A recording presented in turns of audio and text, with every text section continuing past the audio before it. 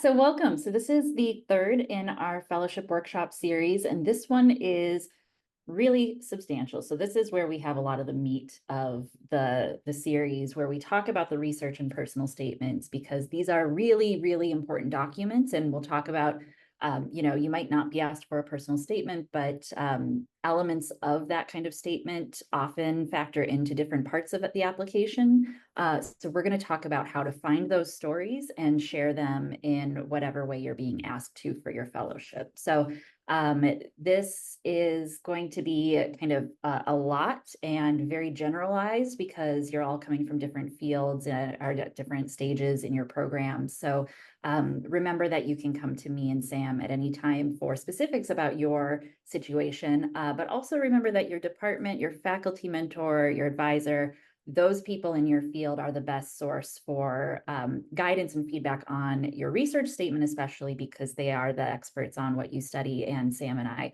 likely are not.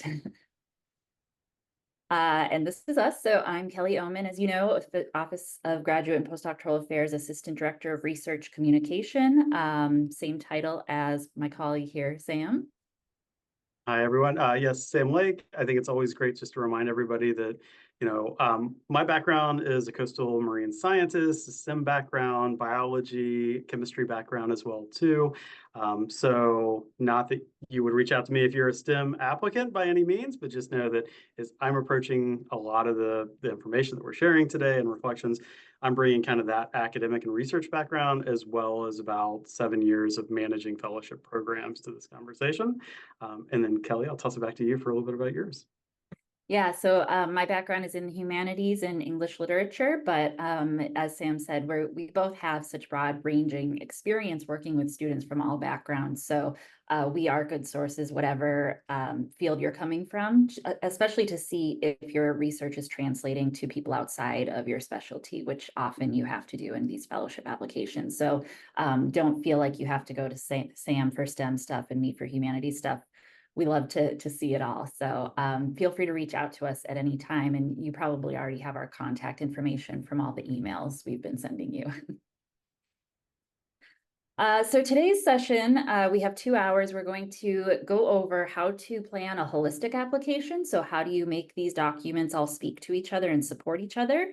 We're going to dive into personal statements, how to identify those stories that you want to tell in these statements, and make them purposeful in that.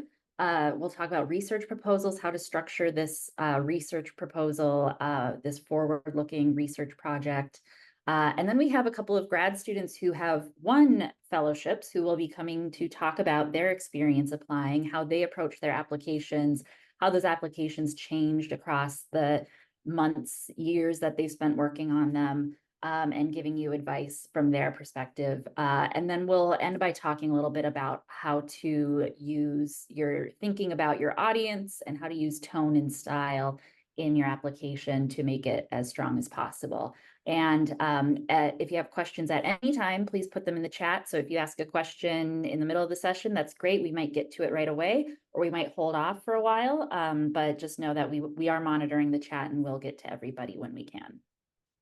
Also note that if you want to ask a question that's not recorded, feel free to stick around until after if you're able to, and we will answer any of those kind of personal questions. Even jump into a breakout room if we still have a couple of people around and you just want to talk to one of us. We're happy to do that as well.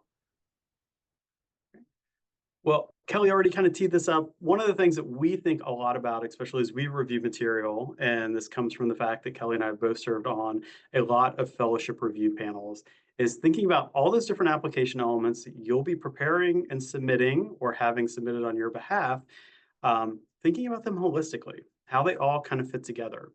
Now, our recommendation is to assume that all the reviewers are going to be looking at each of these components really, really carefully and likely have a rubric or at least something in mind that they're evaluating your application on. So with that in mind, don't feel like you need to repeat everything in every single application element. Rather, what you want to do is take an approach where you're kind of reminding them and then building upon what they might see in another application element. So if you, for instance, have a very detailed section within your CV with multiple bullets, and then you say the exact same thing in paragraph form within your personal statement, the second time that we're reading it as reviewers, it's not really adding anything to your application or the points that we're able to give you. So that's really where this recommendation is coming from. And instead, if you are going to repeat something, make sure that you're doing that in a way that is really emphasizing it. And that might be, having something short in your resume or CV and then having a full paragraph, including your reflections on that experience in your personal statement, or giving that idea to your letter writers, your academic advisor, past mentors, and saying, hey, I don't have the word count, I don't have the page count to be able to share this. Please tell this story for me. And that way you're kind of alluding to it, but you're allowing the bigger story that you think is important to really come out in detail. Now, kind of a reminder here too is you never know what order a reviewer is going to go in terms of reviewing your materials. So that's a little bit hard. I know some people that will always grab the CV or the resume first because they want to get a holistic appreciation for everything that you bring to a fellowship opportunity. So regardless of if that's the last like 3 pages of the application package, they're going to flip through all those first pages to read that first. Me personally, I prefer to actually read the personal statement. I want to know what you think is most important and why you're interested in the fellowship program before I go into the details of the other application elements. And before I read what your research is about, I want to get to know you. So just remember that people are going to take different approaches to that. And there's no real great way to figure out how they're going to approach reviewing your material.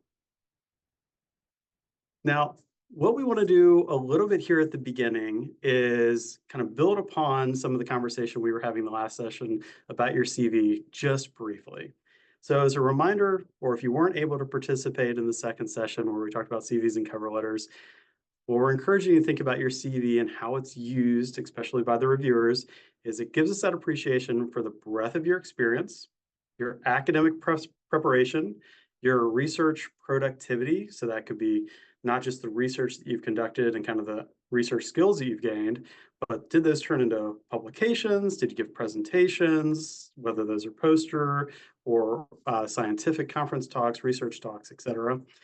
And especially going a little bit deeper into appreciating like what are the specific skills that you develop on those experiences, and then what are the other accolades, honors, awards, maybe things you do outside of academia. So what are you passionate about in terms of your volunteer experience, your leadership within student organizations, et cetera. So that gives us a real big breadth of different things that we can appreciate about you and goes deeper than what you can have in a 2 or 3 page personal statement or essays. So as we tee that up, we want you to use the chat, and we're going to actually share a little bit here at the beginning. What we want you to do is think about that CV in comparison to the personal statements, the research statements, and take a second to reflect on what you know about the fellowship program that hopefully you've been doing a little bit of work reviewing and breaking down since we had our first session several weeks ago. So we want you to take what you know about the evaluation criteria for that fellowship program, maybe some of the key words that you identified as you reviewed it, and think about what you would specifically try to put into your CV or resume. And in the chat, what we want you to do is list 2 or 3 things, similar to the example I have on the bottom of the slide. Things that you want to highlight for the reviewers in your CV that will not be the larger kind of paragraph narrative stories you're going to tell in your personal statement or your research statement. So the example I have down here is if the criteria was really focused on leadership potential and experience, you could include that you're a president of a student organization, or that you were a leader on a volunteer group within your local community in undergrad, and then that's transitioned here to UVA where you're doing XYZ on community outreach. So take a minute or two, and when you're ready, feel free to put these into the chat. And what we want to do is check these out together, and we're not going to dive deep into all the examples, but we want to talk to you about how this actually works in terms of making sure you're getting all those points and filling out your CV for a specific opportunity. And for those watching the recording, we have experiences abroad, work in the community, presentations, different degrees from different schools or universities, service experiences. See if any other ones come in, and volunteering. So we have Stream restoration projects and training is another example. So training others on the job in a leadership position, teaching experience, and that would be including specific coursework, maybe different roles. Were you a TA? Were you the instructor of record, et cetera? So I mentioned that we wanted to do this activity a little bit because we want you to start seeing how other people are approaching filling in different sections of their CV. So one of the reasons that I think about this a lot is we often have students that are coming from different disciplines that may have a one-page resume, and they're coming from maybe a more traditional professional background or coming from like a business school background or something else. And they're competing in their fellowship programs against people that might have longer form CVs that are 4 or 5 pages long. And if a fellowship, for instance, has like a 2-page requirement, a lot of times it can be really hard for the research focused people that have long CVs to cut that down and figure out like, okay, I'm gonna have to remove a lot of examples, a lot of content from here. How do I figure out what I'm gonna keep? And can I move some things between section headers within my CV so I can fill out all these other areas that they have for keywords within other sections and make sure that I have like 5 bullets under each one so I can get all of those points. So sometimes it's easy to see, or helpful to see like where people would categorize different sections based on those keywords. On the other hand, if you're used to having a one-page resume and you're trying to increase that, sometimes it can be really hard just to remember what are all of those past experiences that I haven't really been keeping tabs on over the years that I need to fill in some of these volunteer and leadership experiences because I haven't included those on a professional resume over the last couple of years. So for those of you who are online, yeah, definitely feel free to keep adding some of these in. Make sure as you're looking through, if you're participating in the workshop today, see what's in there. And if it stimulates any ideas for, oh, I didn't think about including that type of activity within that section header of my CV. Maybe I should go back and revisit that and have some of these in mind so I can fill in some of those examples. And for me personally, I always think it's helpful to have that long form CV that you're not necessarily submitting. It's just like the catch-all of all the different things you've done, because after a couple of years, they're going to have fuzzy details. You're not going to remember exactly what you did, and it can be hard to kind of recreate some of that content, especially if it's relevant for the position you're applying to now. So try to keep track of all those things as you can. So to flip back to all the application elements, or at least some of the common ones we talk about with fellowship opportunities. So we talked a little bit about resumes and CVs. If you want to learn more and didn't attend our last workshop a couple weeks ago, make sure you go back and watch that on Canvas Connect. The recording's there, and you're welcome to reach out to Kelly and me if you want somebody to give you feedback on your current CV. As we transition and start thinking about personal statements, what is really great about this application element specifically is you kind of get to choose what you want to include, and you can align that with a lot more depth and really of your experience and why you think it's relevant to the opportunity that you are applying to. And Kelly's going to get into this in a lot more detail, but this is really your chance to have the reviewers see experiences kind of through your eyes and through your experience and what you took away from them. And there's very few other application elements that we as reviewers can kind of see why you think something's important, what has helped shape your career journey and what you want to do next. And this is your chance really to do that. So you want to show some individuality. You want to differentiate yourself from other applicants. You want to really highlight your motivation, resiliency, barriers and challenges you've overcome. Things like that can be really, really important to highlight. For your research statement, obviously this is going to depend on what the fellowship program is asking you to submit, but your research is obviously going to have to align with the opportunity, with what the funding organization is supporting. So for me, I used to get applications that were not relevant to coastal and marine research. They would actually be much more far from that. And it's unfortunately something that we just couldn't fund. So they were automatically disqualified right off the bat. So make sure you're finding those fellowships where you align and fit with those programs. You need to have kind of innovative ideas that are being based on past research experience and are really showing your critical thinking skills. In some ways for like NSF, they're thinking about intellectual merit, other things. This is one of those areas where you're really capturing that within a research context. I've got two things on here in gray that aren't necessarily aligned with every single fellowship opportunity, like the research capacity of the university, maybe your committee members. In a lot of fellowships, that can be really important because they'll judge whether or not they think you're capable of actually doing the research based on that information. So that's relevant, especially for like NIH fellowships. Do make sure that's included and keep that in mind. And then the application of your research or impact on the broader society. With some applications, that's going to be really important as well.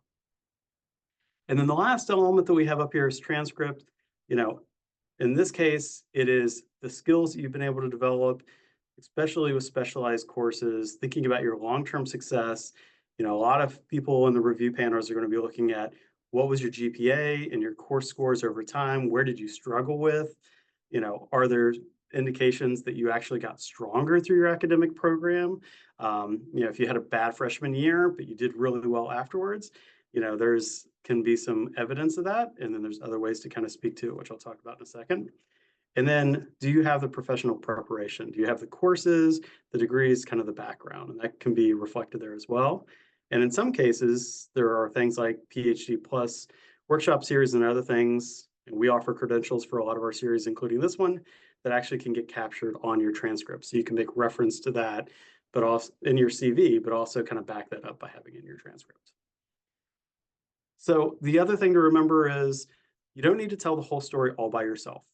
You're likely going to have some type of letter of recommendation or response from mentors and advisors that's going to be part of your application package. So remember that you can use those letter of recommendations to provide that outside perspective. They can go deeper into confirming the resources you have, the experience and skills that you have for your proposed research. They can expand on additional stories that you don't have the word count to be able to do. And they can share your reflections and what you took away from other experiences, why they decided to select you as a student or a postdoc at UVA, and they can highlight the growth opportunity and potential that they see within you that they think the review committee and the fellowship program should be aware of. Those are all great things to think about from letters. And as you're thinking about what you may include in these statements, as we're talking about today, still keep track of what you can share with your recommendation letter writers, because that is going into the package, even though you might never see those components yourself. As you're kind of reviewing the announcement, here's the quick kind of checklist of things that I've already highlighted a little bit that are really important for figuring out what to include. Things like the funder's mission, the goals of the funding program, the fellowship program itself, those keywords that you're going to use, hopefully as the headers or the subheaders within your application element. And also keep in mind, if they do give you the evaluation criteria, and I'm going to give you a couple of examples of that, how you're approaching what you put where. So this is an example from a fellowship that I used to manage, and these are two of the criteria they included. So the first one's academic and professional performance, 25% of the overall scoring for kind of this round of that fellowship program. And you can see that I bolded a couple of the keywords within that first section that are really important for the program and would be really good to have as like headers and subheaders in your CV, or maybe even to bold within your statements. Additionally, what's really nice about this program and some others is you can see exactly where they're directing the reviewers to look for those specific attributes. So in this case, they're saying, reviewers, specifically look at the resume, the CV, the personal statement, and the recommendation letters to give the students credit for that 25%. So look carefully at those because that can really help you coach your letter writers, but also know where you need to include information yourself. Okay, so that's how all of these elements of your application should come together to form this whole complete picture of who you are as an applicant. But those pieces should also cohere in that they sound like they're coming from the same person and they're all telling the same story and making the same case. So they all have the same goal to get you this fellowship. So they're all you're putting together this package that is a persuasive document that all of these pieces are making that same argument. So your goal with this is to prove first that you are trained and motivated to do original research. So if it's it's funding you as a researcher. So you need to make the case that you are capable of doing the research you propose and you're motivated and what that motivation is. Second, that you're well prepared to work on this research topic. So more specific, your training is about this exact project that you are proposing. And that the proposed project is original, feasible, and meaningful within your field or broader. So it's not only that you're capable and motivated to do this work, but it is also important work. So you want to make sure that all of that is coming through in the application through all of these different elements. So we have this handy equation here, your life experiences and your personal statement, plus the professional skills that you talk about in your CV and resume show or equal this case that you are suited to do the proposed research. So these two elements make a case for your ability to do the research that you're proposing. So we're going to start with the first part of that, the life experiences and your personal statement, and what exactly are you talking about when you're talking about life experiences as a researcher and to make a case for being able to do this research. Well, personal statements can look so different depending on the fellowship. And we have 3 examples here just to show you what you might be asked for something like this. So the NSF Graduate Research Fellowship Program, which we have a lot of people applying to, asks for a 3-page statement that is called the Personal Relevant Background and Future Goals Statement. And luckily that name of the statement itself tells you exactly what you're expected to put in it. You are expected to have specific sections addressing intellectual merit and broader impact. So this has a lot of detail about what you're supposed to put in this and a lot of guidance for how these pieces of your experience should be making a case for you in terms of intellectual merit and the broader impact that your work has or your experience has or that you as an individual hope to have on society, on research, et cetera. If you are here and you're applying to that, just note that the solicitation for this year is now available. It was recently released, I think, last week. And so you can go and see that, find the deadlines for this year and any other details that that you want to know. Sam and I are going to go through it and see what changes there are and let you know of anything important that we find.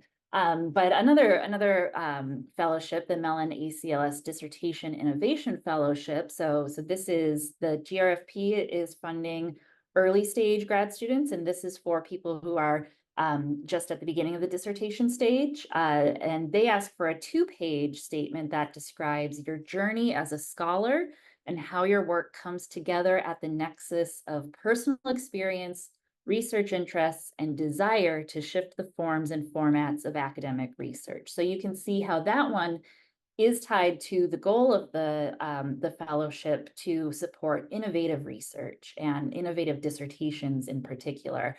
And so how does your experience as a scholar and the work that you've done come together to make you the person to do this and to give you this motivation to do innovative work? You can see 2 pages. Each of these gets a little bit shorter. The last one, National Defense Science and Engineering Graduate Fellowship Program, asks for a 500-word personal essay describing your academic or other interest and personal achievements, e.g. short and long-term professional goals, how your goals were developed, how you have begun to lay the foundation for these goals, how the fellowship fits into these goals.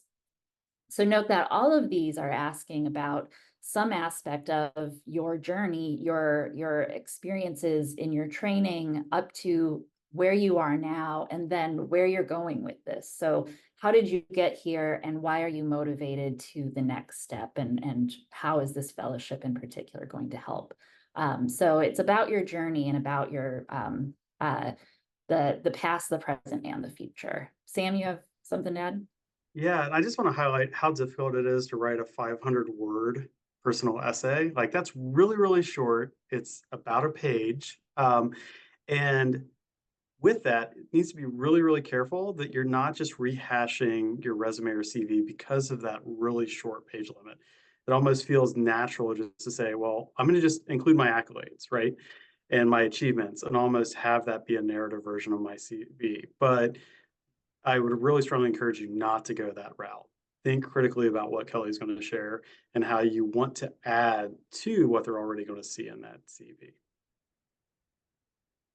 And you might not be asked for a personal statement at all. A lot of fellowships don't, but you might be asked for one of these other things that is like a personal statement, is similarly asking you to think about your journey, how you got to where you are, who you are, and where you're going. So something like broader goals, if you're asked to describe those, that would be something similar, like what do you hope for your career, for your work, and personally.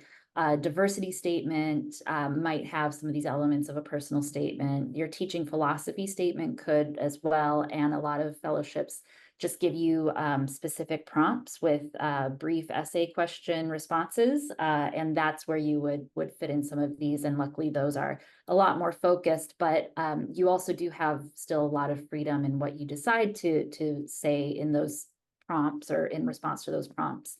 And however this looks in the fellowship you're applying to, you still want to think about those strategically and how they relate to each other and how they come together to give a full picture of who you are as an applicant. Yeah, so the personal statement is really an argument. Like I said, all of these are persuasive documents, and this is an argument for how your unique experiences make you the ideal candidate for this fellowship. And that's important because, Sam and I see a lot of applications where the personal story is very similar. So a lot of people say, I took a class in XYZ, was fascinated, and now I want to be my professional goal is to be a leading researcher at an R1 institution, tenured faculty, all of those typical things that might actually be your goals, your motivations, might be your story, but aren't very compelling to people who are reading a lot of these applications. So they don't really stand out and don't really give us a sense of who you are uniquely among this broad field of applicants. And the reason the actual dolphin image is on this slide is the running joke for people that manage coastal and marine science fellowship programs is 25 to 30% of those are all going to start with, when I was 13, my parents took me to the coast and I saw dolphins for the first time and it was magical. And that's why I wanted to be a marine scientist. And we read those over and over and over. And right at the beginning, as a reviewer, we've heard that story before. It sounds like, a third of the other applicants in the pool this year. And one is that doesn't stand out. We don't remember you later because you said that. And it also works against you because it also puts us in a mindset of, well, I've heard this so many times. This person doesn't have anything unique or new to add, which is unfortunate for you as an applicant because then we are lumping you into a category that we shouldn't. And programs try really hard to make sure that those personal biases don't come up, but we know that they do because, well, we've been there and we've sat on those panels as well. Yeah, and so we're going to talk on the next slide about how to come up with ideas for what's unique about you, what you can say to make you stand out. But you can highlight the important, relevant things from your CV, but don't just rehash your CV. So when we talk about brainstorming, it's really going beyond what you have on that CV, the objective markers of your accomplishments, and think about the experiences that you've had in your training, in your life, really coming up with as many ideas as possible to find something that really fits the story, really demonstrates and tells that story. And next, so you want to try to organize your statement in thematic order, not necessarily in chronological order. It might end up that it is in chronological order, and that's the best way to do it. But when we say don't just rehash your CV, it is more than just saying, I did this, that motivated me to do this, that motivated me to do this, and that's my story chronologically. a thematic order might be best because that gives you a chance to link those experiences in a way that shows not just like A, B, C, D, but the motivations within each of those main points that might not have led directly to the next step, but might have motivated something a few steps later. So in other words, it gives you a chance to connect things that aren't necessarily chronologically connected. So what are the main points you want them to remember about you? Figure those out first before you start writing about your experiences as they happened, and then provide evidence from your experience to back up those claims. So again, it's about making a case and providing evidence to support that case rather than kind of giving us a rundown of your experiences. So think about that as even as you look at your CV and maybe even looking at a chronological list of your experiences and your training.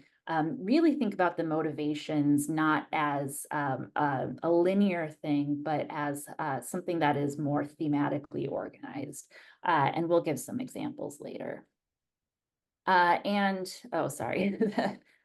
Quick tip there, for some fellowships, it might be important to connect the dots. So for instance, including why you chose UVA and how the opportunities align with your goals for the next 5 to 10 years. So, instead of saying that you went to UVA, you're at UVA, you're doing this research, give a little bit of context as to why and why this is leading you where you're going and how this new opportunity fits into that narrative. It helps reviewers understand the decisions that you've made and why you think those were the best ones to get you where you want to be. And it's always nice to like see where you want to go, especially for fellowship opportunities or investing is in you as a student and as a professional, because if they know where you want to be in 5 or 10 years, they might understand why exactly you're proposing the research project, but also the profession development activities that you want to do, maybe the outreach activity that you're proposing as stepping stones to get to where you want to be. So if you don't tell us where you want to be, we don't really understand why these choices you're making are the best for you. So that's why that aspect's really important. Yeah. Okay, so how do you come up with ideas? This takes time, and we really encourage you to sit with this process and spend the time, set aside the time to do this because we find people who kind of just jump into drafting the statement often get stuck on a couple of stories and are fighting to make them work and are really trapped because of that, because they haven't taken the time initially to brainstorm as many possibilities for their statement as possible.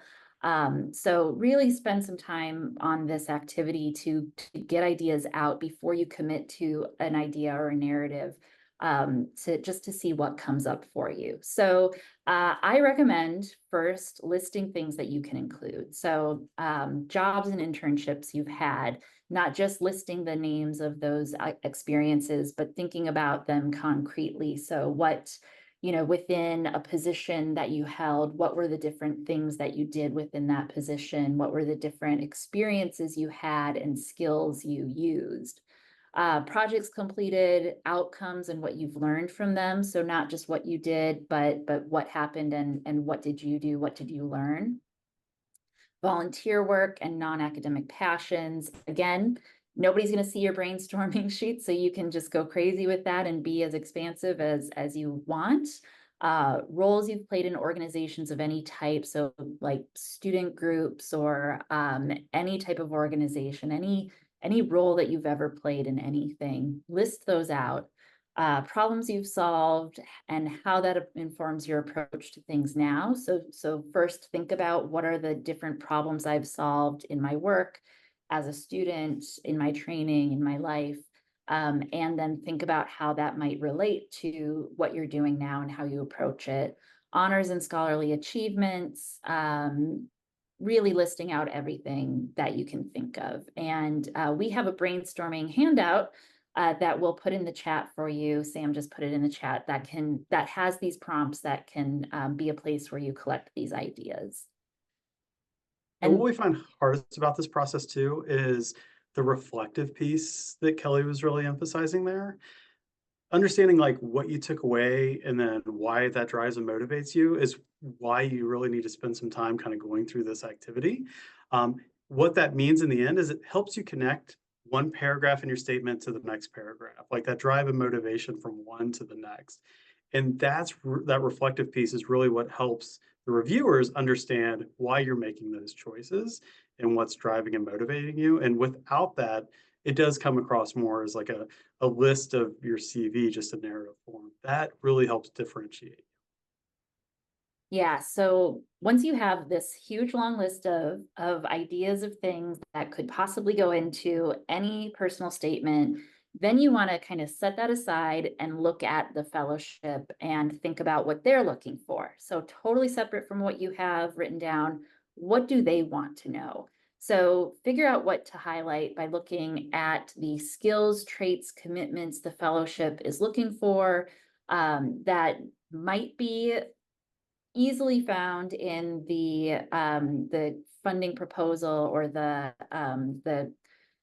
solicitation or the website, or looking at the fellowship, or looking at the funders mission statement, all of those research things that we talked about a couple sessions ago, looking for all of that to figure out what they want to know.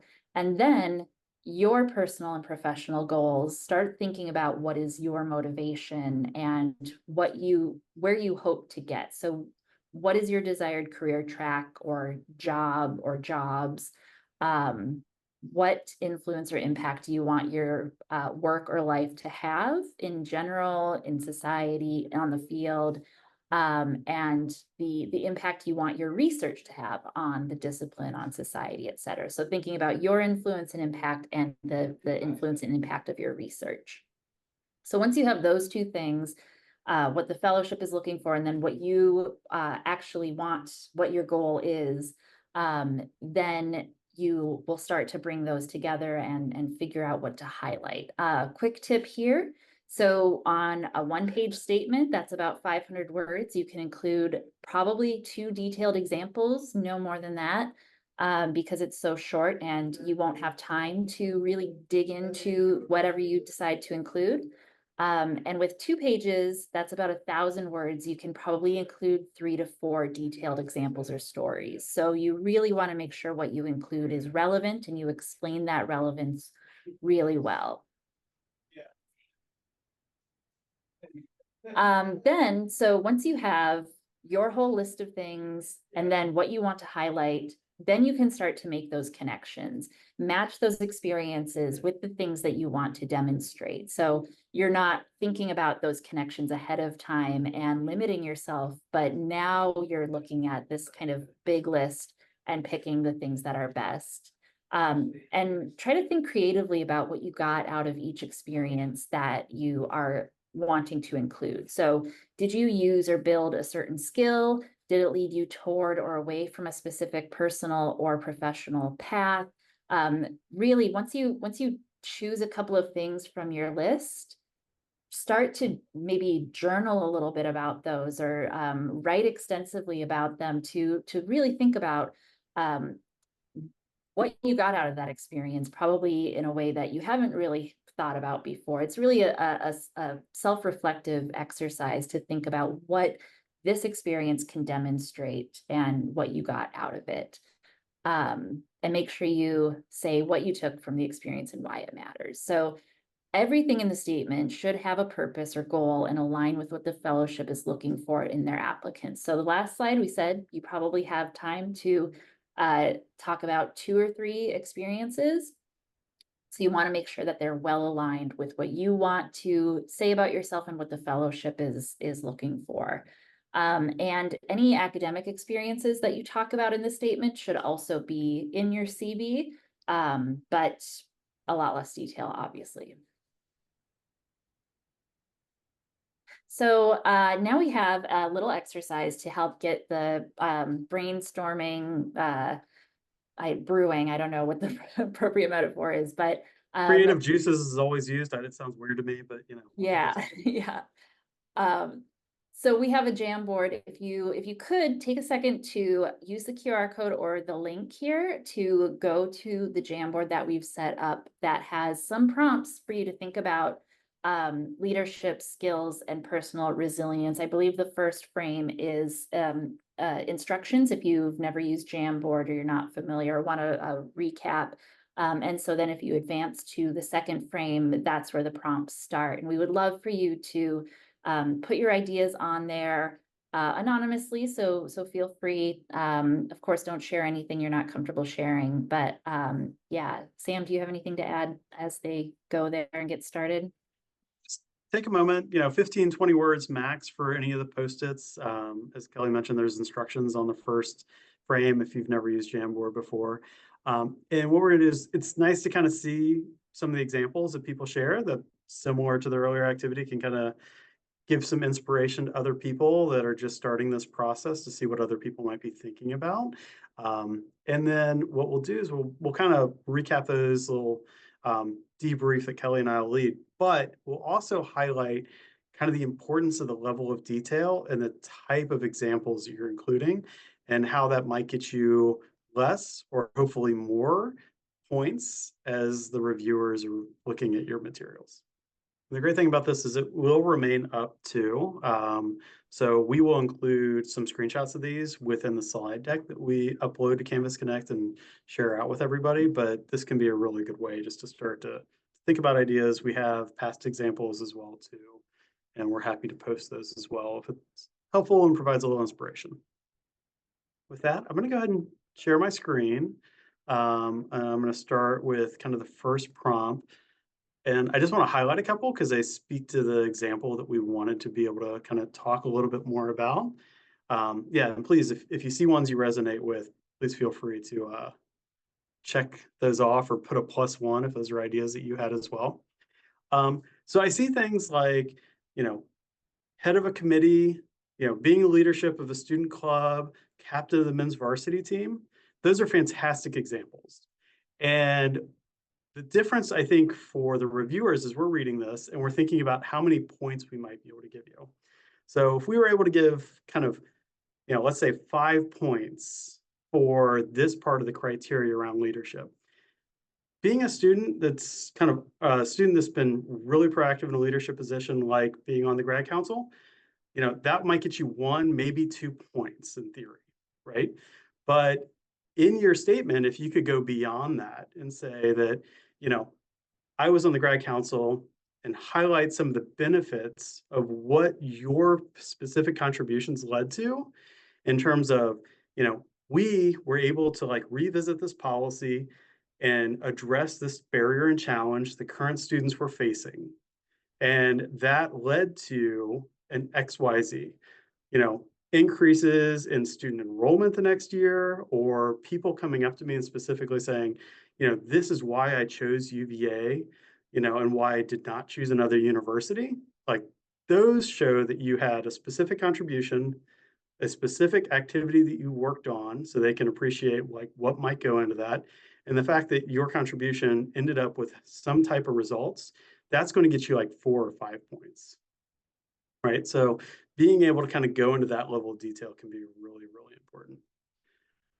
The other And one that yeah, oh, go ahead, sorry. I Kelly. would just add too to that one that the important word there is commitment to leadership. So commitment goes beyond what you did and what the results were, but also why. And that goes beyond just I want to have this effect. I want to have this I want to be in a leadership role, really dig into why and what that commitment is, because it is more than just doing things. It is more of a I'm committed to doing this and I am motivated to do this.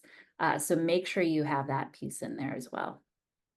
And if in that story you can tell a little bit about like your perspective and the background that you bring to some of those considerations, that can be really impactful as well too, and help people appreciate like why you might have been advocating for a type of change to a policy or the outcome. And it doesn't even have to be your own experience. It might be because you have relationships with other people and you know that those are barriers that they face because you've had conversations with them. That can be really valuable. Skills, I thought it was really interesting that, obviously Kelly and I have communication within our title, but communication is usually one of the number one things we see within personal statement as a skill that people want to gain. So I wasn't surprised at all to kind of see that highlighted. I think it's really important to think about what communication means to you. So it's one thing if you say, you want to have stronger communication skills because it's important for your research or for grant writing or something like that, or you want to kind of refine your communication so you can give better presentations to audiences that are kind of your normal focus as a graduate student, that research or academic audience. That's something that you kind of naturally get, hopefully, through your graduate preparation and your time here at UVA. What might be really important for some fellowships, not all, and might lead to more points, is if it's a fellowship that the program is really focused on the application of your research to an outside audience or to a community, if you're highlighting the fact that, you're, a researcher, maybe more in the medical field that likes to do clinical research and is kind of moving that direction with your longer term goals, might be really important to say that, through this experience that I had on the first or second year of my graduate program, I realized the importance and recognized the importance of communicating with patients compassionately, using empathy when I communicate so I can build trust. And because of that, I think it's really important to do this graduate fellowship, which will help me partner with somebody who that's what they do, or work in this lab that I wouldn't otherwise have access to. So I can gain and refine those skills because otherwise I'd have to TA or do something else that might not kind of align with that goal. And it's really important to me because 5 to 10 years from now, I want to be managing my own research lab that does clinical facing research for early stage childhood cancer, right? So you can connect all those dots and it's clear to what type of communication you mean, why it's important, and how you're going to gain and refine that. Muted. Yeah. Let's go back and like Sam said, we'll make sure we'll keep this open. So if you come up with other things or want to see what others have said, we'll get some screenshots as well.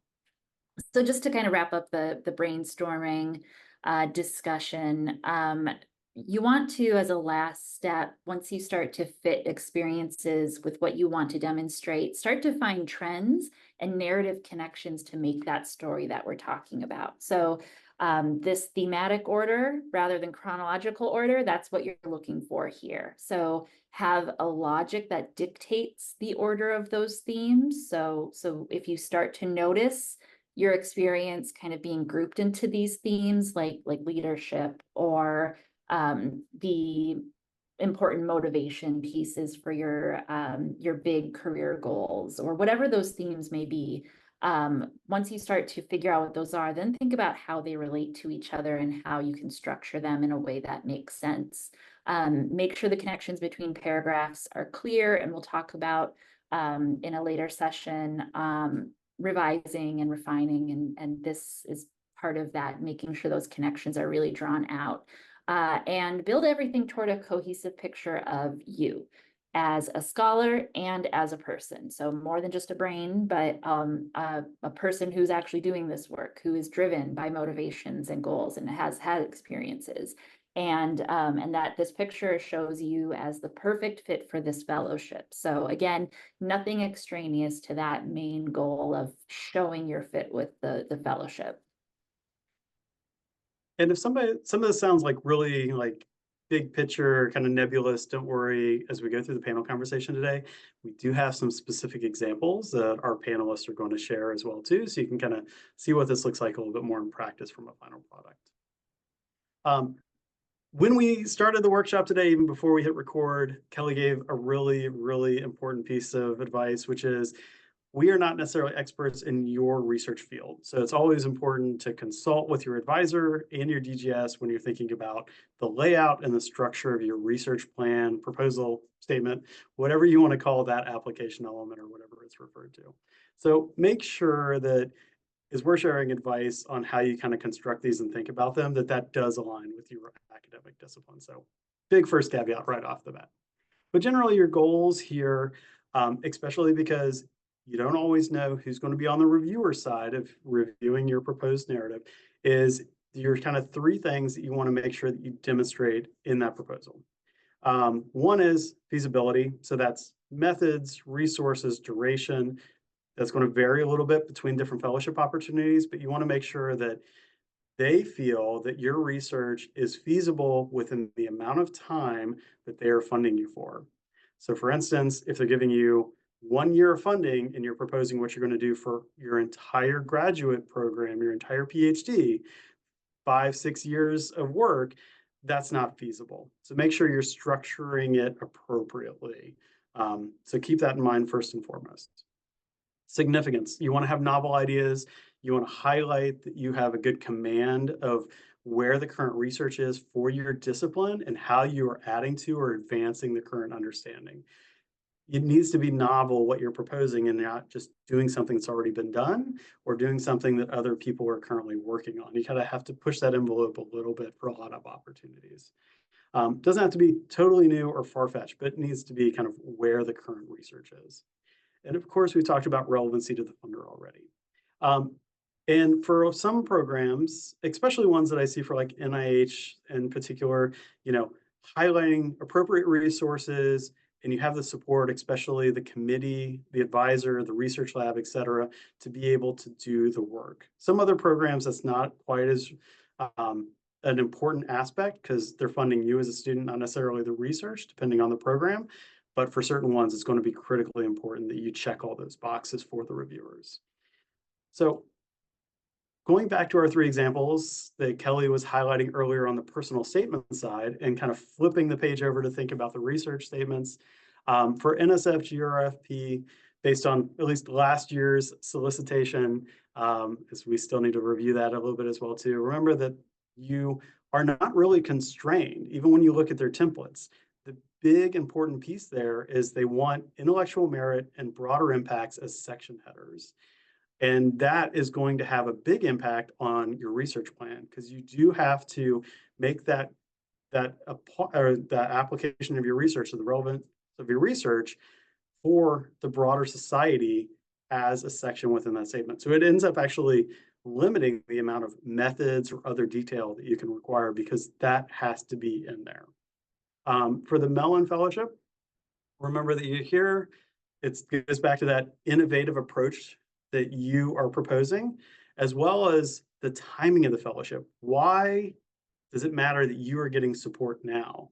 So things like timeline and the ability to do research at this point that will set you up for success. Like those aspects are really, really important within that fellowship. And if we're looking at the National Defense Science Engineering Grad Fellowship, in this case, you even have to go beyond the fellowship itself. So they want you to have some alignment and relationship to some of the proposed research priorities for other DoD programs, especially the research offices of the Air Force, Army, Space Force, Navy, et cetera. And they include links to that, but you have to do the homework and figure out what those connections are. So for each of these, there's a little bit different aspect that you need to focus on. Now, structure-wise, we actually talk about structure a lot when it comes to research proposals.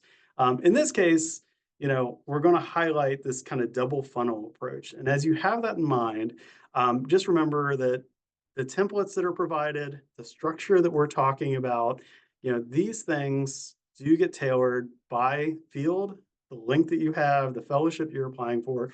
So keep in mind that this kind of works for everything, but you might have to adapt it based on what you're applying for. Also keep in mind that if a program does not share a template, this is where you do have to go into the actual text of the announcement and figure out what are the requirements, what are the keywords, how does that impact the structure? Those are great things to come to talk to Kelly and I about because we can provide some past experience if you don't have access to previous submissions, as well as for you personally and what you want to share, how you might be considering structuring it. We can give you a couple different ideas of ways you might lay it out. And then lastly, if you're looking at past examples, just remember things change. There's a reason that Kelly and I have printed out the new solicitation so we can go back and look at it and see what's different. And if you look back at fellowship applications from, even 3, 4 years ago, those programs might have shifted what's required. And you don't want to just start using that as the template that you're going to use, because you might include sections that are no longer important and waste words. You might actually not meet all the requirements because maybe something's been added that you forget to include. And then all that time and energy is kind of out the door because it won't be fully reviewed, or it won't be reviewed well. Okay, so the double funnel approach. I think this is really important, especially for the kind of the first two pieces are broadly applicable to so many fellowships. And this was actually kind of first written about, or at least proposed here, by Karen Kolosowski. And the way that the first part of the funnel is really framed is, this is how you make the connections for the research you're doing to the broader society, the broader context of why your research is important. And this is really important for reviewers because they're coming into it with fresh eyes. They don't know exactly what you're working on. And if you dive into detail in the first paragraph, sometimes we don't understand why it's important. Are you curing cancer? Are you trying to solve climate change? Like, what specifically are you working on? And one, it might never make a connection for us. Or two, it might take us a paragraph or two before we really figure out exactly what you're doing. And then we have to start over and read it again so we make sure that we understand it. You don't want to do that to the reviewers. You want to make it a nice, easy kind of on-ramp to understanding why your research is important and going to make a difference. And start there. That's usually going to be the first couple sentences, the first paragraph, et cetera. And we'll have some examples of that. And then you need to highlight what needs to be done. That's the however on here. It can be that other researchers have done some of this in the past and they've found that, there's a big need, there's an unanswered question, there's a sense of urgency, et cetera. And essentially, this is where storytelling, you being the hero, stepping in to fill this void, is the importance. That's like your contribution. And then specifically state, and it doesn't have to be objectives, hypotheses, research questions, but state what you're proposing to do, what your contribution is, and state it directly. So it's easy for us to find, easy for us to understand. So that might be the first page, the first couple of paragraphs, and some opportunities are really short. It might be, the first paragraph and a half. And then you need to move on, depending on the page limit, to specifically what your contribution is going to be. So this is going to be, the methods, past results, if you have any, other things that are really important to kind of set the stage for the work that you're doing. In some cases, you might need to have your timeline, budget, other pieces in there as well, too. And what I feel like most applicants miss the first time around is putting a bow on it and actually having a strong conclusion at the end, maybe some tie back to that first paragraph of where you started, with how the little bit of focus of your research applies to that bigger picture that you start with. So make sure you're thinking about making that holistic, kind of curve back. And this is why the double funnel is a nice way to approach this. I also think about it as an hourglass, where you start broad, you get narrow on your research, and then you broaden it back out again at the end. So think about those two as kind of structures and getting to what you need to do. If you're applying for the GRFP, for instance, too, you're not done after you kind of talk about your research and your plan, because then you do have to have the broader societal impact of your research or how you're going to communicate it out. So there's a whole nother potential section, depending on how you structure it, you still need to include there. So as you're thinking about that, and I've kind of highlighted these, so I'll move a little faster through them. That introduction, 1 to 2 paragraphs, depending on page length, you're really hitting on what the reader needs to know. So your project, your understanding of it, why it is important to keep reading for them, and why it's compelling for your research and your discipline for you to be working on this. And with this, make sure it's crystal clear. This is where parents, grandparents, Kelly and I reading your material can be really helpful, because we will not be specialists. So if you only have people in your lab reading this, or only your advisor, sometimes when you get to that review panel, those connections are not as easy for us to be able to make. So we can help identify, does this make sense? Will people be able to understand this? Do you just need to change a little bit of wording to help make those connections? Once you move past that, make sure that you are, capturing some of those big societal things like we talked about, if you need historical context, if there's difference in ways that one lab group might be approaching it versus your lab group, your group might be approaching it, it's okay to kind of call those out and why your approach is really in a good direction to go as well too. Don't poo-poo on anybody else's directions and methods that they might use, but this is where you can justify why your approach is really important to be able to be studied and funded as well. If there are debates, sometimes you might want to address those. Sometimes this is a really good thing for your letter writers to be able to speak to instead of you wasting the precious space that you have to do it. So, like I said, make sure everything's clear, make sure it's relatable, make sure it's understandable by non-specialist audience. Research questions, there should be some connection back to kind of the big picture, societal context that you're framing this within, and it's that your questions are unique. It's easy for us to understand that the methods you're proposing answer the specific questions you've outlined at the beginning. And if you can foreshadow into a answer or possible solution that comes out, that can be really valuable as well. So make sure that relationship is clear. And this is another area that Kelly and I usually can highlight for you is if your big societal like climate change and solving it is where you start your first paragraph, but the connection to your research questions or exactly, what you're proposing to do seems too far removed. Sometimes this is where we can come in and say, okay, that connection is not clear or might not be as relevant to non-specialist audience. Think about doing this instead. This might be an easier bridge for the reviewers to understand of its importance to what you're proposing. And that can just make it a little bit stronger too, because that link is clear. Okay, so literature review. This section is probably the most expandable or contractible depending on length. But the important point at the bottom here is that for a non-specialist audience, you don't want to overwhelm with literature review. We don't want to read a bunch of pages about what other people have said because we're wanting to know the details of your project. So give only and exactly the necessary background for us to understand the intellectual context in which your project is situated.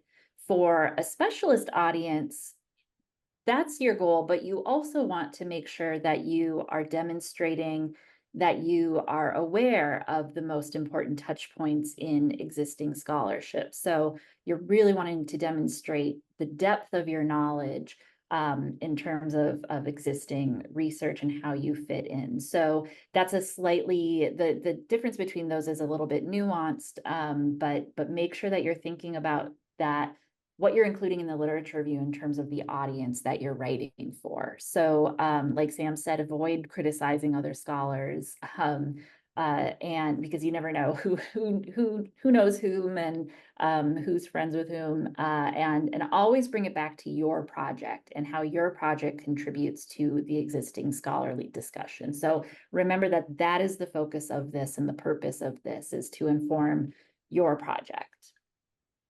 Also note that if you have a very short research plan, sometimes you can actually cite another paper that uses the same methods that you're proposing, and it's a way to shorten your method section as well too. So sometimes your citations can actually be used in multiple ways. So the goals of this section are to position yourself within the field. So are you stepping into ongoing debates or are you aiming to correct a faulty answer to your research question or are you filling a gap in a meaningful way? Make sure it's clear what your position is within the existing body of literature. And make it clear what your contribution is to this field and why it matters. Those are the goals. So anything that you include should be with the aim of achieving that goal. And so methodology. So this one is more clear cut in some fields than others. In English literature, I often didn't think of myself as having a methodology, but of course I did. I did have a method to the madness. But for whatever field you're in, your goals are to say what you're going to do and basically why you're going to do it this way. So for what, what is the object of study or set of texts or data that you are studying? How will you compile or access what you're studying? So if you are proposing work on a series of texts that might exist in an archive, how are you going to access that archive? Or is this funding to help you access that?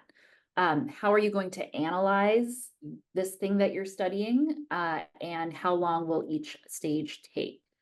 Um, and then why are you doing it this way? So whatever you lay out in that, what are you going to do? Make sure you have a justification. This is the piece that I find often gets left out, especially if the methods in your field are pretty well defined, or you're kind of committed to a methodology and you're used to working within that. It might not be it might seem obvious to you why you're doing it this way. But Sam, if you advance the slide, you want to make sure that you're clear about how this method, this approach best addresses the research question that you've laid out. So what skills or resources do you have access to for successful completion? So what skills do you have that enable you to do this methodology that makes it the right fit for you in part?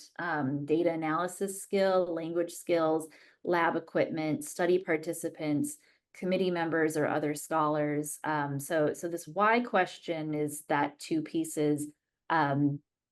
What skills do you have that make it possible for you to do this, and why is this the best approach to this research question? And show that what you propose can be accomplished. So the answer to these questions of what skills you have that make it possible to do this gets to the feasibility of this proposal, so that you're proving that you are capable of doing this. Assessment or evaluation, how will you know that you've done this well? And what do you propose to do if plan A fails? So what is plan B for any aspect that could possibly change the trajectory of the research project?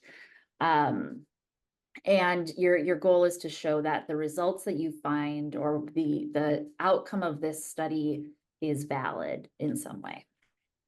And for fellowships that are really focused on funding the research and less on supporting the student, those bullets about assessment and evaluation and having a plan B for your research in case something doesn't work start to become more and more important. So do keep that in mind. And then just a couple quick reminders before we hop into the panel discussion next. We want to just kind of remind you that, one, the proposal, a research plan, it's not an abstract. It shouldn't just be a quick summary of the research project.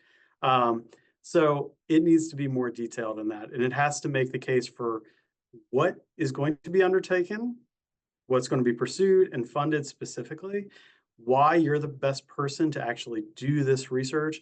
And that's where being really focused on, your contributions as a fellow, especially for these types of opportunities, the fact that this research aligns with your goals really can be, important, and why, as they look back at the personal statement and also your CV, they see you have the training and the capacity to be able to do this work.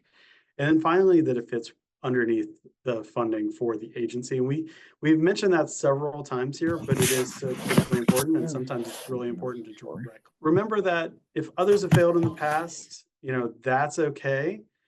It's actually can be something that's helpful of like, we have a new method. There's a different approach. We are doing something different. Technology, I have come up with a new method that might be able to solve that. That can be really encouraging. So if there's been setbacks, even within your own lab group before, it can be important to differentiate that there is a new method and a new reason to fund this. And do make sure, especially for those ones, like I said, where it is focused on research, that you do have those plan Bs, those alternates, especially if you're using a new or novel method, something that might be really expensive, or be hard to do, and you're trying to prove that it works. If that's objective one and you have another objective or two more objectives and it fails, you need to convince the reviewers that you have another path to still be able to do objective 2 and objective 3, especially if it's a multi-year award. Okay, so now to shift gears to our panel, I'm so happy to introduce our two panelists, Savannah Lynn, who is a third year in civil and environmental engineering, who has recently won the NSF Graduate Research Fellowship Program and the Virginia Sea Grant. And Sanha Kim, who is a fifth year in the Ford Lab in Chemical Engineering, who has won the GRFP and UVA Dean's Scholar Award. So thank you both for being here to talk about your experiences applying and how you approach these two different documents and your application in general. And we've asked you both if you would be willing to share part of your application statement and walk us through your thinking a little bit and changes that you made based on feedback that you got or just through the process. So I think, why don't we start with that? And Sanha, can we start with you? First, thank you for having me, and it's a pleasure to help serve as a panelist for this fellowship. In front is the research statement, or at least like I'm going to show iterations of the draft that I finally submitted as my research statement for the GRFP. Just as a bit of a background, what I submitted for the GRFP is sort of like a computational as well as an experimental line of work trying to examine a pathogenic organism, Pseudomonas aeruginosa, kind of a pervasive and ubiquitous bacteria. And if you have, say, disease conditions such as cystic fibrosis, these bacteria can generate these long-term chronic infections, hence the urgency of how to solve this problem. And what I wanted to highlight in terms of, in particular, the research statement that I had is sort of what Kelly and Sam alluded to in terms of trying to make the statement, if you have a page limit, to be as concise and direct as possible. What I tried to highlight throughout some of the paragraphs is like instances where I didn't have great understanding of the direct and indirect object, and it just seemed to get very wordy. So when I submitted some of these edits drafts to my group, they noticed like, well, I'm not sure what your direct object is. Do you want me to focus on the factors? Do you want me to focus on the act of being able to identify something? If it's one or the other, try to make that the main subject, and I'll kind of go into like more specific instances of where like a one-to-one direct change that I performed. The other thing that actually changed a lot was the figure that I submitted for the research statement. So I added in a figure just to make sure that reviewers had, as well as like a written description of what I plan to do, some visualization of what I attempted to do. So this was the first crack at it. Mainly what I propose to do is look at these cells as if they're active little moving particles. They're moving by some manner that we can describe with a mathematical model shown here in the box. And these are then, the intention was like, okay, these are then also compared to the experiment sort of abstracted over here. But as I say this without my verbal description, it's a little bit confusing, and we'll get into like how that got clarified later on. In terms of what else I wanted to highlight in like the first runs of my draft, I still tried to emphasize, like, probably emphasize it most in the intellectual merit, trying to emphasize that the tool in of itself a unique multi-scale application, proposing the combination of these both experiment and computational workflows to actually delve into how is the infection developing as like factors of single cell mechanisms or factors of the larger environment. So trying to emphasize that, as well as trying to emphasize the support structures that I had. I thought that was a good thing to promote as the viability and feasibility of what I'm trying to do. So emphasizing at the time, well, still currently, the collaborators I worked with at UVA being able to help me with my computational modeling, as well as prior platforms stated in AIM-3, a microfluidic platform that earlier graduate students in my group had developed and wanted to sort of extend as like a potential future application. But yeah, I guess just to move into how something's changed. Um,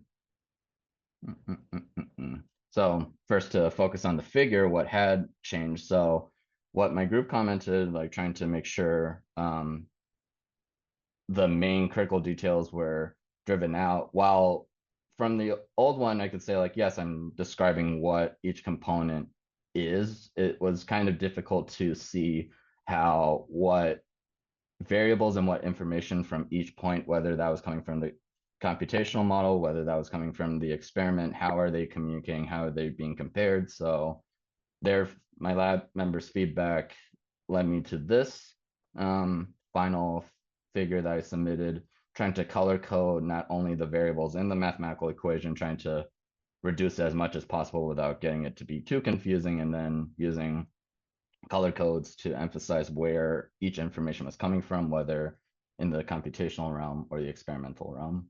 What also had to change, or what had to get revised as future drafts got written up, is before, when I was describing AIM 2, AIM 3, I was mainly focusing on the methodologies, describing methodologies, but some of my peers noted like, hey, is there an objective, or is there some like thing that you want to measure? So adding particular details to help me not only connect the aims together, but also emphasize what it is I'm trying to measure and assess to ensure that my aim to the computational reconstruction of the bacteria is actually giving me reasonable outputs for something I can measure experimentally, as well as trying to see or focus on what it is in particular I'm trying to measure from the microfluidic platform here, just describing as like density or microbial density patterns. Yeah, mainly just trying to emphasize, as well as in the broader impacts, like emphasize the urgency of it, bringing back in like a little bit more background information, and highlighting through what we know, or what I said, what we know of this research field. My work will connect multi-scale informations and then help us determine like, okay, what's the connection between all of these that are noted to have relevance in a respiratory lung infection. So that's like my walkthrough of the research statement that I kind of wanted to emphasize to you most of all. Great, thank you. And can you say a little bit about how you approached getting feedback from people? So it sounds like you got feedback from a lot of people, potentially at different stages. How did you manage that? Did you work with your advisor or lab mates primarily initially, or how did you approach that? So I guess a lot of the body and like ideas sprung out of my qualifying exams. So in the chemical engineering, my qualifying exams were between my first and second year. So from the research exam, I already had like a good idea of what proposed work, essentially what would be aims 2 and 3, trying to incorporate more of those items.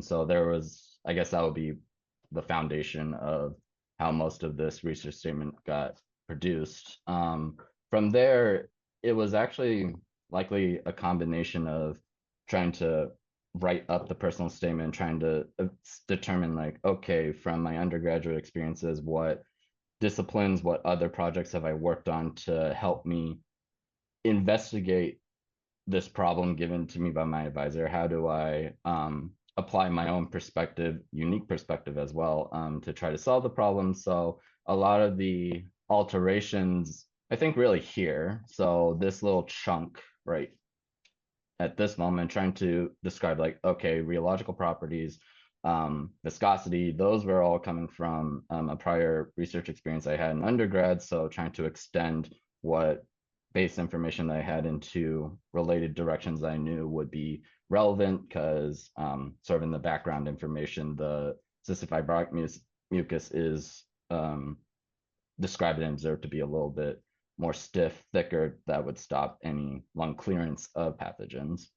In terms of what feedback or how I asked my lab members to give me feedback, I would say like at the time when I joined, this was an investigation direction that was relatively novel with our group. So it was easier, even if like they were in my lab group, to still have like some outsider perspective. They weren't, most of them weren't aware of how the biomedical fields would be intersecting with the work that they'd be doing. So I had their perspective of, okay, they're experts in the bacterial motility component. Is what I describe also extendable into this research statement, or is it even sensible how I've originally described it? But yeah, I would say that I unfortunately didn't give them great guidance on how to edit it. I just gave it to them like, tell me what you think. So they were pretty great editors, not only going into like sections of paragraphs like, oh, that doesn't make sense on information, but as well as like sentence structure, grammar, if it was clear or not. Yeah, great. Yeah, in a future session, we're going to talk about getting feedback from people and how to give direction or whether to give direction. I think there's a case to be made for just giving somebody something and saying, read this and tell me what you think. Yeah, it's interesting to see how this developed out of those conversations and out of that expertise that you get from others. And I'm curious, I want to get to Savannah to let her walk us through some of her changes to her statement. But after that, I want to ask you how this relates to the personal statement that you put together for this fellowship, and how you made that kind of that coherent package out of the two of them. But yeah, let's jump to Savannah if we can. I think Sam has your slides, Savannah. So yeah, do you want to walk us through who you are and your application? Yeah, sure. So I came from Auburn as a chemie degree. Then I came into grad school and ended up changing everything to go to civil, which is kind of part of the reason I ended up applying to the second year portion of GRFP. And because, you know, they only let you apply once, you get first year, second year. And obviously I kind of needed to prove myself as a civil / in research in general. And then, yeah, my big thing that I was talking to Sam and Kelly about, which is something I actually got from my advisor here at UVA, Dr. Goodall. And it was pretty much just like writing your CV in advance for like the start of the semester, start of the year, whenever, and do like a list of things or accomplishments, any kind of like, you know, committees you want to join or like anything like that. If you want to try to publish something, like go ahead and start trying to write this out, write out your dream CV, and then hopefully over the course, like try to make that come into reality. I found that to be really helpful to like almost force yourself to do things over time and to like join clubs and different kind of initiatives to apply to things. It was just something that I was always kind of keeping a running tab of. And then obviously like before you submit your CV, like did you actually do half the things you said? If not, maybe delete them and then try again. So, you know, whenever you submit it somewhere, but that's just a little bit about my background. Sam, if you want to keep going. Yeah, my recommendations is starting now. So I started writing, I applied for two different a grant one and like a fellowship. I'm calling like NSF the fellowship one, and then the grant is Virginia C grant. But I started writing the NSF one way early, you know, like right now, pretty much in the summer before the October submissions, and I just went through like thousands and thousands of edits. My main thing with GRFP was I thought that the personal was harder to write than the research. Personal's 3 pages. My big rec for that is like write 7 pages and then just condense, like get every single story, every single thought you've ever had in your life over the past like years, and just write just everything on a single page. Don't start editing too early. And then I always found the research statement to be a little bit less challenging. So that was my big thing, was start with the personal, because I thought that one had way more edits than the research did. My Virginia Sea grant, I actually submitted at the behest of Sam Lake here, who just kind of said, hey, like this might fit with this program. I didn't really know anything about it, but they had a due date in December and I had already done GRFP. Virginia Sea grant and GRFP have similar alignments, so I could kind of mold my Virginia Sea grant from my GRFP. That was super nice. So it's always really good to like understand and feel like if you don't get this fellowship or that fellowship you're applying for, like your work is for naught. Like it's still meaningful. Everything you wrote down, it actually helped me with my qualifying exam. So I had the opposite. I did my quals after I submitted some of these, so it really helped me like prepare for that. Yeah, feedback. I talked to everybody and anybody who would listen. Sam and Kelly are so great, y'all. I cannot be more of a stand for both of them. I had a bunch of people in like civil and then some even outside who had one GRFP who would read through it. So like kind of my age, my advisor, obviously family and friends, and then PhD plus like puts together like a table read. So they get, 4 or 5 people to come together. They read both of your documents and then they do kind of like a Zoom call. I think it was like 15 or 20 minutes, and then they gave you like feedback. And then writing retreats were really cool because you were actually just sitting with other people who are kind of probably that are on this call right now, who's everybody's like in the same spot. Like you're all stressed, you're in school, it's scary, but everybody's writing, and it's just kind of like nice to get to like at least be around other people. I wouldn't say there's much talking except for maybe the first like 10 minutes, and then everybody's like zoomed in, but that's kind of fun. And those are like, I think, a little over an hour, sometimes 2 hours. You can keep going. The differences like between the two and why I was kind of able to do two at almost the same time is more or less once I kind of worked out that personal statement for the GRFP on the left, I was able to just kind of push it into all of my Virginia Sea grant stuff. So Virginia Sea grant looks like a beast, and it is because there is like 10 things, and that's all of those things. The first 3 are kind of just, you get to break down my personal statement from NSF and just kind of throw it into personal goals, so that's a lot shorter than 3 pages. The professional development prompts are like almost like those star questions you would get in an interview. Tell me about a time when you have had this happen, a problem, an issue. And then an inclusion statement was like, when did you work as a team? And so a lot of that I already had in my professional statement, so I could just kind of go copy, paste. So that was awesome. Your recs, GRFP, you need 3 recs. For this one, I needed 2.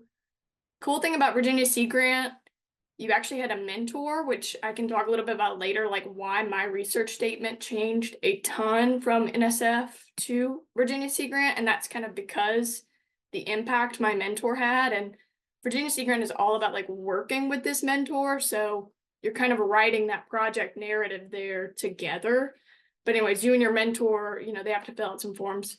The budget, thank God someone at UVA will help you do this. And then the NEPA questionnaire, super simple. It's more just like, hey, what are you dealing with like crustaceans or something? And most of the time they're like, no, I'm not doing anything like that. And so it's a lot about like ethical research, a data management plan. What are you collecting and storing? And then after that, an interview, if you get past there. And then, yeah, kind of the differences, I guess, between a fellowship and a grant. A grant is going to be a little bit more, like timeline oriented, like almost I'm pretty sure I'm going to be able to accomplish all this. Kind of what Sam was talking about. If I can't, what am I going to do? So backup plans and things like that are always asked. And yeah, definitely written as more of a we statement. The GRFP, they're obviously looking for potential. I feel like that's the biggest word with GRFP is like, show me, are you capable of doing this? Obviously, like you have to show, hey, I've got some lab mates who could help me. Like I'm not alone, but they are definitely looking at your kind of like solo I statement as opposed to Virginia Sea grant that was a little more we oriented. Keep going. Is there really that? The hardest thing to write for my personal statement was the hook. Yeah, I'm not even gonna sit here and read through it, but basically, I think I heard this when I popped in the meeting was like, if you're talking about it in the beginning, try to reference it at the end and try to do like a full circle kind of talk. I think we went through so many iterations of this like initial, I don't know, some odd 7 sentences. it was crazy, just like starting a bunch of different ways, which is why I'm kind of like encouraging like a long draft, like a 7-page draft of everything. Because even though I did my personal statement, a very linear timeline, I think you could do it like linearly and have like something really cool, especially to get to like reference and circle back to. So I'm a big proponent of never deleting things from a draft. Like, don't go in and delete paragraphs. I did that. I'm telling you not to do it.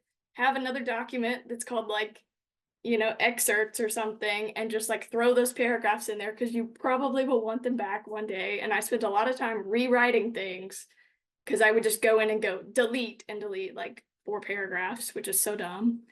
But yeah, we don't have to like read through hooks or whatnot, but a hook is super important. What's Savannah, next? I just want to say one, thanks for sharing this, and Sana, thank you as well too. People always ask us when we say like show and describe something to put the reviewers in your shoes. While we have this slide up here, and as people are referring back to it later or reading it now, just look at kind of the level of detail, and you can kind of almost imagine yourself like there with Savannah during this. And that's exactly what we're suggesting when we say, yeah, put the reviewers in your shoe, go into detail, spend the words, spend the time actually doing that. So thanks for sharing this, but also to Yeah, all that effort. of course. I think there's kind of some questions maybe about like, I told you to write your dream CV. That's super helpful just to have this like dates, timeline, objectives, kind of things you have accomplished. But your personal statement, like Sam's talking about, is all about the who, what, when, where, why, learning curves, failures, successes, talking a lot of like conversations already, like putting people in your shoes. What led you to make that decision? Why did you choose UVA? Like that was a question I had to answer. Why did I change to civil engineering? Like what made me attracted to that degree over chemical engineering? Why couldn't I just do it as a chemie? So a lot of like kind of stories connecting it throughout. I just put in like a kind of some words to maybe, try to help you get started, just like witnessing things, applying, understanding. Whenever you see like a misalignment, maybe a conventional route, you decide to do something differently. You're exploring, you're shaped by other people, by role models. Your lab is unique. Okay, why are they unique? What connections do you have through that? Like, have you collaborated with them before? Have you done work maybe in a class that you're like aiming to publish? I think all of these things are really good. Just kind of like ideas and jumping points. Another thing I would say, avoid buzzwords. That was a big problem for me. I'm a big, like, I would say those big, $10 words when a 3-cent word would, suffice. So definitely like not trying to make it just too buzzy or something. Like if it is meaningful, like the story should shine through and show how meaningful it is. There, you may not need to sit there and be like, and this is why I'm the person I am today. Like hopefully your story can show that. Yeah, that's pretty much my like personal statement why. My personal versus research statements, yeah, they should flow like a story. I think I heard this. I think going to come back in and talk more about how that happened for you. But for me, I got to say, I had this project that I was working on in my personal statement. So I'm talking about this project. And then I'm like, oh, but through doing this, I discovered a fascination with this and have a unique opportunity to merge these 2 areas of interest now. And then a lot in your future goals, there's kind of a big spot where you get to go, and this is why I'm passionate about X, Y, and Z, or like, these kind of things made me look towards my future research. So you are kind of like pushing it together because they are going to read it back to back. You've got 3 pages and 2 pages. I think they're going to go immediately from your personal to your research, if I remember correctly, in the packet. So those like 5 pages should flow quite nicely. And always kind of mentioning, how you got to this research, how you identified this gap, how you like saw a space for yourself, like where did that happen? Who were you talking to when it happened? Like those kind of questions and those kind of, I think, areas are really good, is kind of like, oh, when I was working on a project, I was talking to X, Y, and Z. Driven by this, I started asking questions. From there, identified gaps in my own knowledge. And that's why I'm going to do this. So a lot of that for sure just needs to kind of flow very circular. Like I said, this is like an editing thing. And you just kind of keep like adding and working towards it and chipping away almost each kind of edit. You're good, keep going. The next one, yeah, about the differences between the two. And I was saying like my research changed between GRFP and Virginia Sea Grant. The reason is because Virginia Sea Grant, I had a mentor and we were going to like apply this IoT device deployment in schools. And in my GRFP, I was kind of like, we just want to see, what this crowdsource looks like for different, data collections. Like, how can we make like some of these community-centric ideas, more effective and accepted, kind of doing the same thing, but definitely for Virginia Sea Grant, I'm like, I'm doing XYZ. We are implementing an educational program. And you'll see like Virginia Sea Grant, you're like, hold up, Savannah, you're a civil/chemical engineer. Like, can you do that? No, but my mentor can. And so that was kind of the merging of the two of those. Your GRFP, it should be like, hey, you could do this. Not like you alone, you with your lab, you with like whoever's, helping you, obviously, like, but it's definitely that potential. And then Virginia Sea Grant, they were looking for like a more of a collaborative, obviously, kind of research. So that one did like change, I would say, a good bit. But I am still doing like IoT devices and deployment for like flood mitigation strategies in both. But yeah, so those two changed.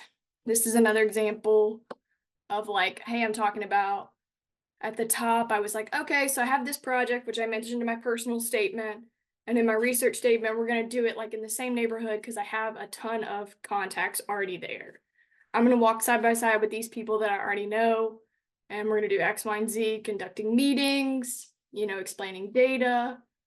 And then Virginia Sea Grant, I'm like, okay, even though I have, oh wait, I posted the same picture, didn't I? That's okay.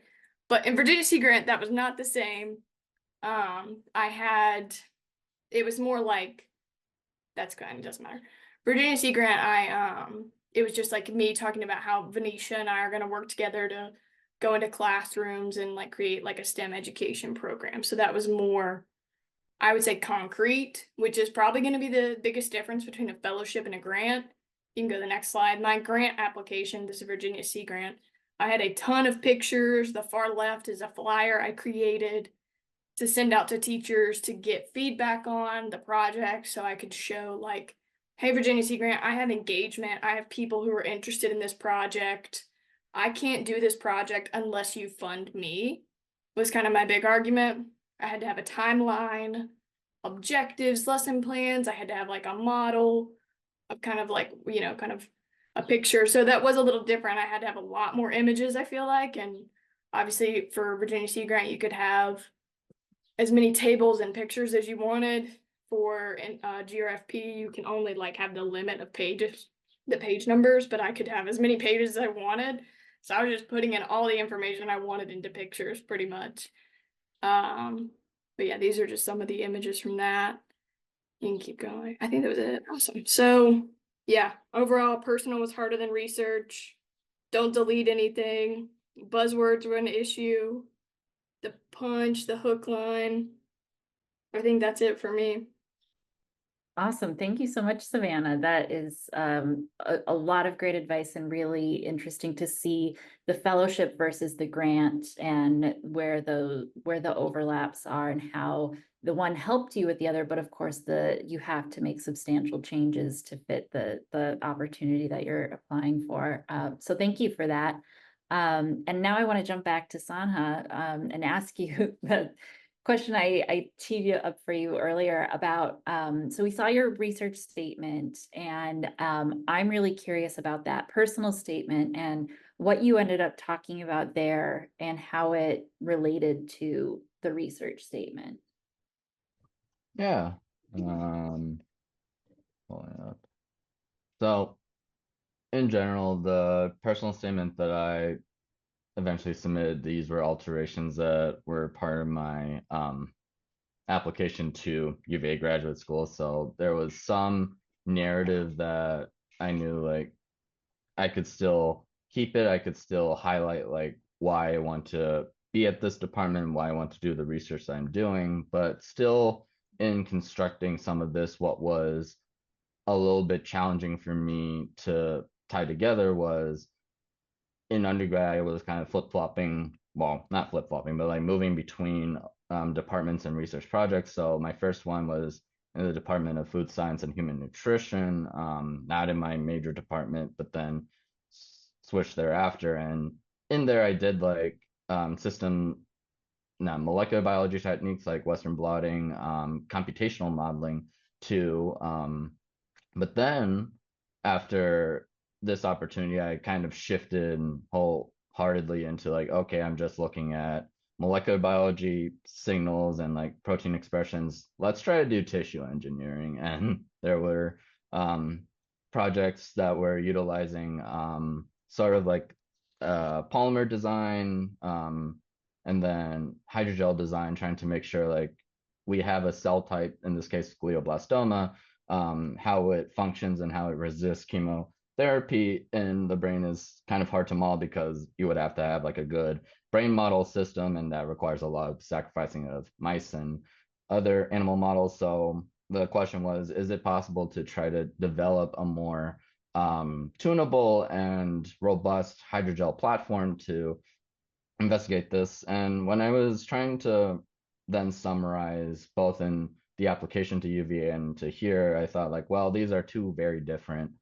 sections, like one very heavily experimental and the other more or less computational. So in trying to think about it, I was also thinking about the project that I ultimately got assigned here in PDF format, where it wasn't originally of this nature, but when my advisor proposed this research project to me, she described, oh, we're going to attempt some form of multi-scale operation. We're trying to investigate what the cells are doing inside this gel media, but we're also curious as to see what else is going on. And I suggested, well, why don't we also alter what's surrounding it based off of my undergrad work? And from there, it sort of developed into like a neat application of this perspective needs both an experimentalist who can adjust that physical environment and a modeler who can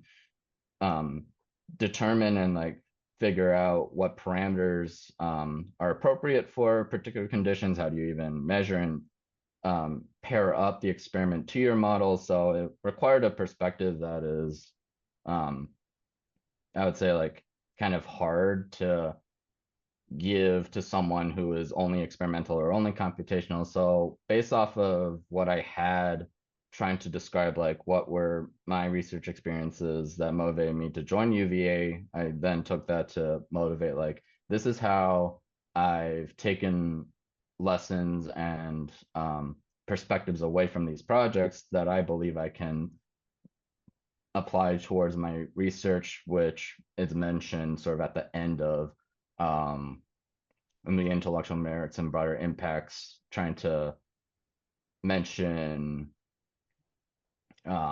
what has guided me, both what will be guiding me at my institution and what has in my prior experiences in undergraduate research. Yeah, that's really interesting because I think a lot of people in lab research find it difficult to differentiate what they're doing and their motivations from what their faculty mentor is doing and their work within the lab. And I like that your approach was to talk about the unique perspective that your past brought to bear on this and how that contributed to this project and made this aspect of the project your own. I think that is a really great approach to then also connect these two documents, your intellectual biography with the work that you're proposing to do. Yeah, Sam, I know we're running low on time, so anything that you wanted to make sure we get to with the Sanha and Savannah while we have them? Heartfelt thanks for actually doing this and kind of breaking down and sharing your components. I know there are other ones that are out there for people to review, including ones that we make available too through Canvas Connect, but it's nice to get to see kind of the before and the after, the comparison between the two. So whether you're rewatching this video or you go back and watch it so you can kind of dig a little bit more into what they said and what their reflections, or you go back and look at the slides and the examples that were shared, definitely take a little bit of time to do that because they were successful. And some of the other ones that you may have access to might not have been successful ones. So it's really nice to be able to kind of dig into not just the final product, but kind of the thought process that went out and the review that went into it. With that, if you're both available to stick around for another couple of minutes, or if anybody has questions to add in the chat, feel free. For anybody that has to run here shortly, I just want to say, if you're here, make sure you get credit for it as well too. So I put the QR code back in. Make sure you do sign in. With that in mind, we've got about 3 slides left. We might bump a little bit of this to reminders for the next session as well too. But we wanted to give you some kind of quick final reflections on audience, tone, and style. So with that in mind, actually, let me go back real quick. Highlighting things that you just heard from our panelists. Avoid jargon. Savannah, I think you said a 10-cent word or maybe a $10 word versus a $3 word. 3-cent words are usually shorter in terms of the number of letters. So they actually create more space as well too. So make sure you're doing that and keeping the terminology familiar for your readers. Only provide enough background for them to understand, what they need to. Don't worry about being comprehensive of everything that might be important or you might need to convince your academic committee of. Keep it to what you're proposing. And then I think both of you had great examples of the use of headers and subheaders within your material, bolding words that you wanted to make people really have stand out as they were reading through without really being distracting and pulling the eye forward. So make sure the documents have those headers and subheaders to use as signposts for people navigating through your statements. Got a couple things up here, which I'm not actually going to read, but just remember to keep things easy to understand, easy to find, and easy to interpret for your reviewers. In terms of tone and style, you're trying to persuade, not dominate or really push your research, but persuade the reviewers to understand where you're coming from and why it's important. So you need to take a professional tone to that. You want to be a little bit softer in your grant writing than maybe more direct if you were writing a publication with results. So kind of keep that in mind. That's something that Kelly and I can give you feedback on as well too.